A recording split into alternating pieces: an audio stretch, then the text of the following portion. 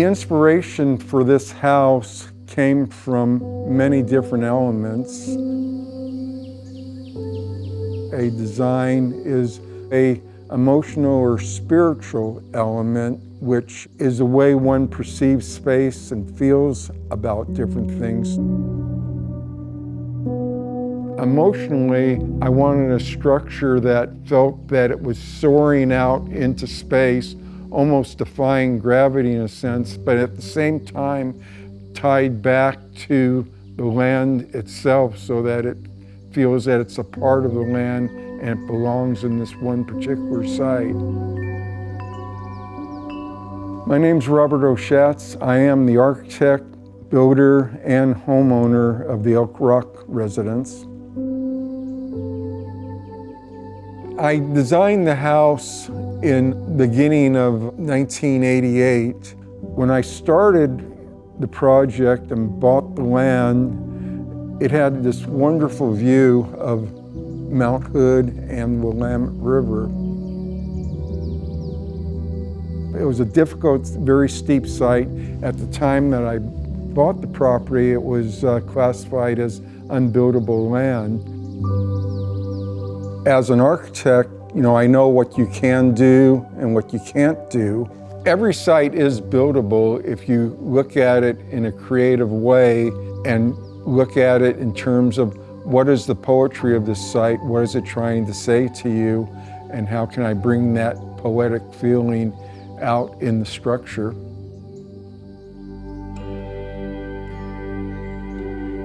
I acted as my own builder on it, and what I did was I hired a young man who never built a house before, but he was a handyman and he knew a little bit about concrete work, a little bit of framing, a little bit of everything.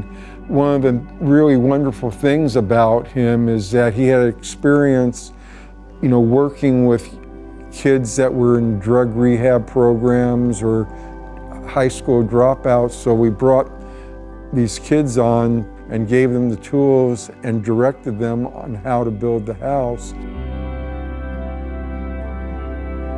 The construction of the house was far simpler than what it appears to be when you see it. When you see the house, it's like a teeter-totter where it cantilevers out as it soars out into space, but there's a counterweight that goes down to the ground that's a big concrete slab that's keeping the house from tipping over. So in a sense, the house was built upside down where the smallest spaces are down below, and as you go up and get a better view as you go up, the house gets bigger and bigger. So it actually created kind of a funnel shape. And some people refer to the house as the funnel house. It's a 3-story house, but every story is a split level, so it has 6 different levels to it. And I was able to get my driveway brought up into a carport that was at the kind of halfway point of the house so that you're never going up 3 flights of stairs and then back down. You walk in from the carport to the entry and you just go up a half a flight and you're at the family living area. Or from the entryway, if you went down a half a flight, you'd be at the children's bedroom level. Once you get to the community living, dining, family area, there's another half flight you can go up to, and that takes you to the primary bedroom area.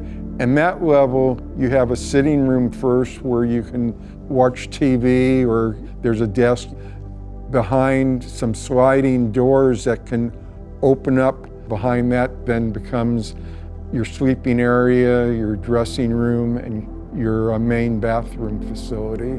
All these different levels have their own balconies and exterior connections to the outside. And I also have my own architectural studio in the house, which is the lowest level of the house because that's the smallest space in terms of area, but that has a separate entry so that I can say I actually have to walk to work every day.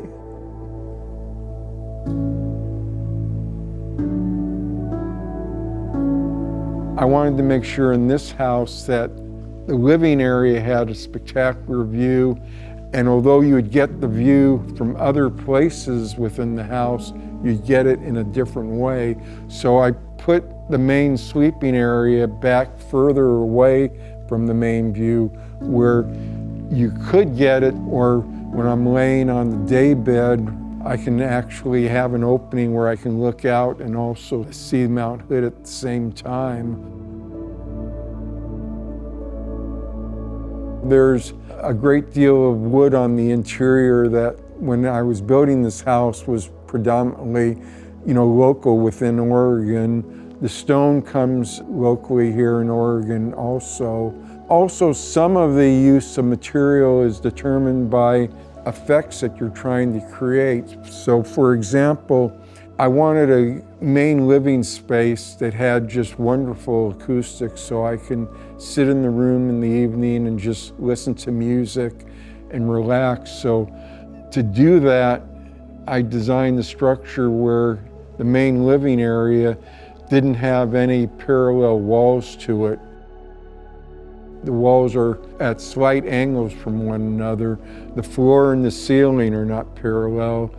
And then I set my speakers in a cabinet and shut them up towards the ceiling so that the sound would hit this wood ceiling and then spread out over into the space. I wanted to use natural materials as much as possible and then introduce some color to the house, because you don't want to create monotone feeling throughout a structure. You want to have a play of materials, colors, and textures. You want a structure to feel warmth to it. So this house is mainly just natural materials and their natural colors, but I did introduce a teal color to pick up the sky, pick up the water below, and then down below on the outside, there's some green areas that pick up just the landscape. But the choice of colors was mainly to create a structure that felt that it was at peace within the environment that it was in.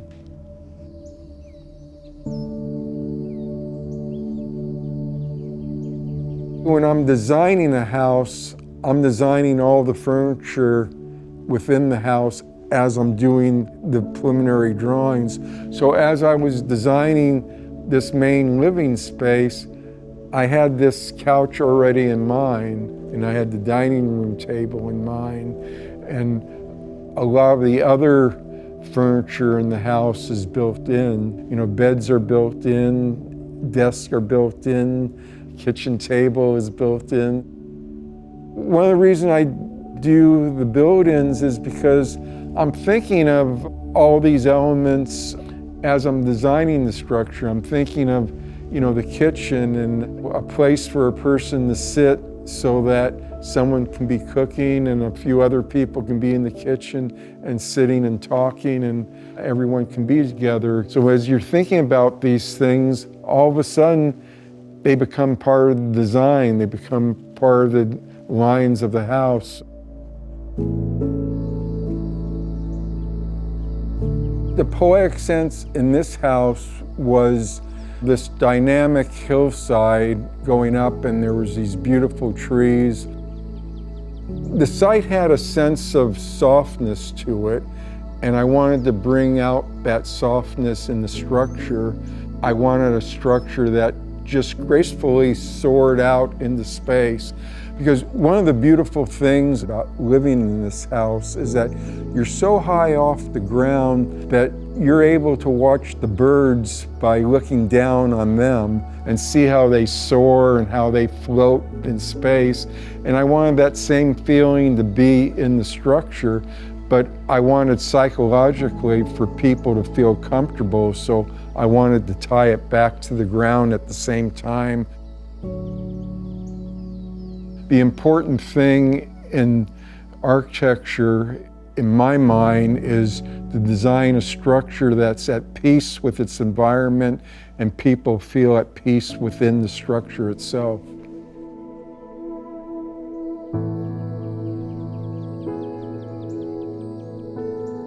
After I completed the house, I realized that I've always dreamt since childhood of living on water or by water, and I realized that this might be the closest I ever get to water, so I decided to stay in the house and live in it, and I've been in it now for about 33 years.